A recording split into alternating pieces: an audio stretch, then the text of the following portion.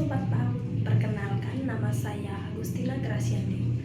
Saya mahasiswa dari Universitas Katolik Indonesia Santo Paulus Ruteng, Fakultas Keguruan dan Ilmu Pendidikan, program studi Pendidikan Guru Pendidikan Anak Usia Dini. Oke teman-teman, pada video kali ini saya akan menjelaskan tentang laporan supervisi modul ajar. Oke teman-teman, jadi pertama-tama di sini saya akan menjelaskan terkait dengan cara membuat instrumen ketika kita ingin mensupervisi modul ajar. Jadi di sini seperti yang terlihat pada gambar, jadi cara membuat instrumen untuk mensupervisi modul ajar itu tentu sangat berbeda dengan cara membuat instrumen ketika kita membuat instrumen pelaksanaan pembelajaran. Nah, jadi dalam membuat instrumen supervisi modul ajar ini terdapat 5 kolom, di mana yang pertama yaitu ada kolom nomor, yang kedua ada kolom instrumen, dan yang ketiga ada kolom ya, dan keempat ada kolom tidak, dan yang terakhir ada kolom keterangan. Nah, seperti yang terlihat pada gambar, di sini saya sudah menjabarkan ada 10 indikator instrumen. Nah, di mana yang pertama itu ada apakah judul modul sudah jelas dan sesuai dengan tema. Nah, di sini teman-teman bisa lihat saya mencentangnya di bagian kolom ya. Mengapa saya mencentangnya di bagian kolom ya? Itu karena modul yang saya supervisi atau modul yang sudah saya lihat itu sudah sangat jelas, mulai dari tema dan subtemanya itu sudah sangat sesuai. Nah, untuk alasannya itu teman-teman kita bisa kolom keterangan. Nah, jadi teman-teman, apabila bunyi indikator dari instrumen itu tidak ada di modul atau tidak sesuai di modul, itu kita bisa mencentangnya di bagian kolom tidak, dan kita bisa mengisi alasannya itu pada bagian kolom keterangan. Oke teman-teman, kemudian di sini yang kedua saya akan menjelaskan bagian laporan supervisi modul ajarnya.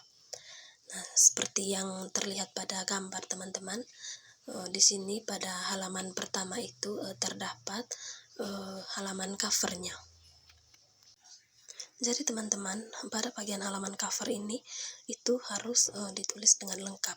Misalnya di sini tuh mulai dari awalnya itu ada laporan, kemudian di bawahnya itu supervisi modul ajar. Nah, kemudian di bawahnya itu kita mencantumkan PAUD yang kita supervisi, kemudian untuk tahun pelajarannya, kemudian logo, kemudian harus dilengkapi juga dengan disusun oleh nama, kemudian jabatannya, dan kemudian dari kabupaten mana dan juga kecamatannya. Baik teman-teman, sekarang kita masuk pada halaman keduanya, yaitu ada kata pengantar. Kemudian teman-teman, pada halaman yang ketiga itu ada daftar isi, di mana dalam daftar isi ini kita akan menulis mulai dari yang pertamanya itu ada kata pengantar, kemudian daftar isi, kemudian ada bab 1 pendahuluan. Dalam bab 1-nya itu terdapat latar belakang, landasan hukum, dan juga tujuan. Kemudian masuk pada bab 2. Di bagian bab 2-nya yaitu ada pelaksanaan program supervisi modul ajar.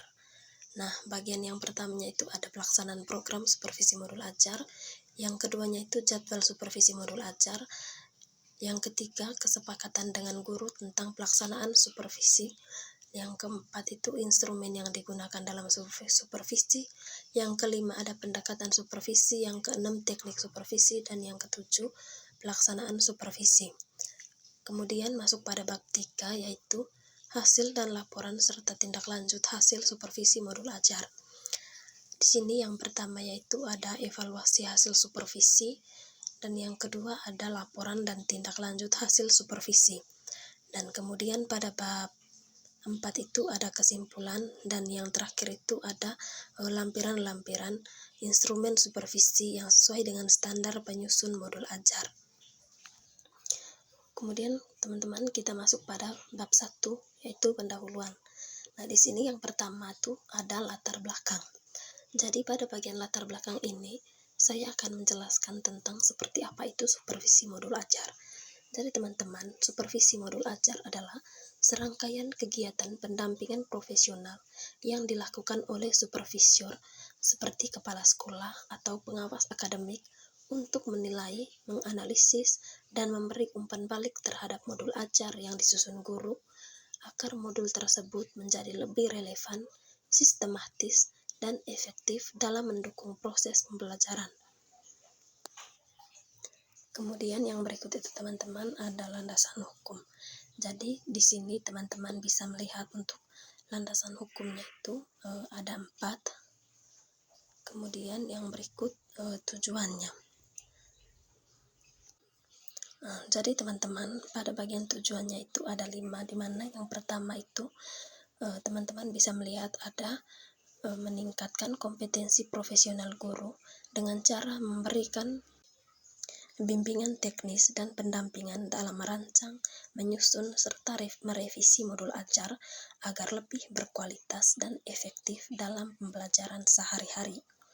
Nah, yang kedua yaitu menjamin penerapan modul ajar sesuai standar kurikulum dan kebijakan pendidikan melalui pemeriksaan dan evaluasi struktur, komponen, dan isi modul ajar selaras dengan visi misi sekolah dan kebutuhan siswa. Kemudian yang ketiga itu memfasilitasi refleksi dan perbaikan berkelanjutan bagi guru dengan menyediakan umpan balik konkret agar guru dapat mengembangkan metode, media, dan strategi pembelajaran secara mandiri. Yang keempat itu meningkatkan kualitas proses pembelajaran dan hasil belajar siswa, di mana supervisi modul ajar mendorong penggunaan praktis modul yang menarik, inovatif, dan efektif, sehingga pengalaman belajar siswa makin bermakna. Dan yang terakhir itu mendorong kolaborasi dan pengembangan kurikulum internal dengan mendorong guru bekerja dalam kelompok, berbagai praktik terbaik, dan mengembangkan modul ajar secara kolektif untuk kemajuan seluruh institusi. Kemudian teman-teman kita masuk pada bagian bab 2 yaitu pelaksanaan program supervisi modul ajar. Yang pertama itu pelaksanaan program supervisi modul ajar. Jadi sebagai kepala sekolah, saya melaksanakan supervisi kepada guru di PAUD Ave Maria sebanyak 1 kali dalam setahun untuk setiap orang guru di sekolah kami. Nah, adapun supervisi ini dilaksanakan dengan menitik beratkan pada proses pembelajaran. Yang kedua itu jadwal supervisi modul ajar. Jadi, jadwal supervisi modul ajar dirancang berdasarkan jadwal pembelajaran tatap muka guru di kelas mulai hari Senin sampai dengan hari Sabtu. Jadi dalam 1 hari sebagai kepala sekolah itu saya hanya mampu mensupervisi guru di kelas antara 1 jam pelajaran untuk 1 orang guru atau sampai dengan 2 jam pelajaran untuk 2 orang guru. Kemudian yang ketiga itu kesepakatan dengan guru tentang pelaksanaan supervisi modul ajar. Jadi sebagai kepala sekolah, saya membuat kesepakatan dengan guru yang akan dikunjungi untuk supervisi dalam melaksanakan proses pembelajaran di kelas. Jadi biasanya guru tersebut tuh diinformasikan 2 hari sebelum supervisi dilaksanakan. Kemudian yang keempat itu instrumen yang digunakan dalam supervisi modul ajar. Jadi instrumen supervisi yang digunakan tentunya itu sesuai dengan Peraturan Menteri Pendidikan Nasional Nomor 41 Tahun 2007 tentang standar proses. Nah, di sini itu di mana tadi bagian awal saya sudah menjelaskan instrumennya itu, dan instrumennya itu tadi sudah terlampir pada bagian awal penjelasan saya. Kemudian yang berikut teman-teman ada pendekatan supervisi modul ajar. Pendekatan supervisi modul ajar yang saya lakukan sebagai kepala sekolah itu menggunakan 2 cara. Yang pertama, pendekatan langsung yaitu tatap muka di kelas saat kunjungan. Dan yang kedua, pendekatan tidak langsung yaitu melalui media komunikasi.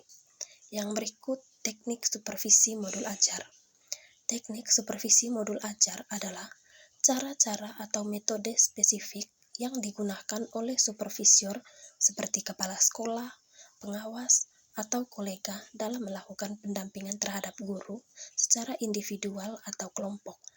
Beberapa teknik yang saya gunakan dalam supervisi modul ajar itu diantaranya dialog, diskusi, dan bimbingan teknis. Yang berikut, teman-teman, ada pelaksanaan supervisi modul ajar di PAUD Ave Maria.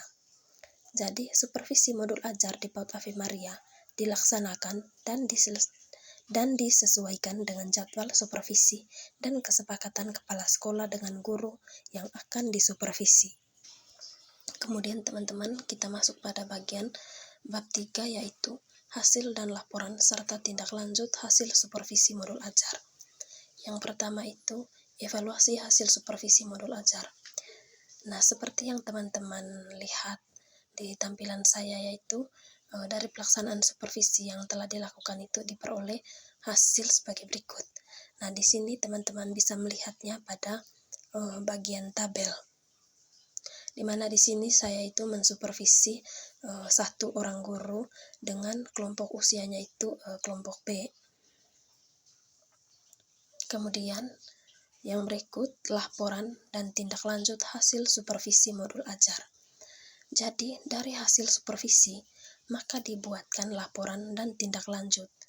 Jadi pada bagian laporannya diketahui bahwa guru mendapat nilai yang amat baik dengan menggunakan instrumen pelaporan tiap guru. Nah, jadi di sini di mana instrumennya itu tadi sudah terlampir pada bagian awal penjelasan saya. Nah, kemudian teman-teman kita masuk pada bab terakhir, yaitu pada bab 4, kesimpulan. Di mana kesimpulan dari laporan supervisi modul ajar pada PAUD Ave Maria di sini yaitu ada 5. Yang pertama, berdasarkan hasil supervisi diketahui bahwa guru di lembaga PAUD Ave Maria mendapatkan nilai yang amat baik. Nah, hal ini menunjukkan bahwa guru mempunyai kemampuan yang baik dalam merencanakan dan pelaksanaan kegiatan pembelajaran. Yang kedua, supervisi modul ajar perlu dilaksanakan karena dapat mengevaluasi diri guru sampai sejauh mana mempunyai wawasan dan kemampuan untuk menunjukkan dirinya sebagai guru yang profesional. Yang ketiga, supervisi modul ajar akan meningkatkan gairah guru untuk lebih mempersiapkan perencanaan dalam pelaksanaan proses pembelajaran. Kemudian yang keempat, supervisi modul ajar dapat meningkatkan kompetensi guru. Dan yang terakhir itu, supervisi modul ajar dapat menciptakan guru yang kreatif dan inovatif dalam membuat media ataupun bahan ajar dalam proses pembelajaran.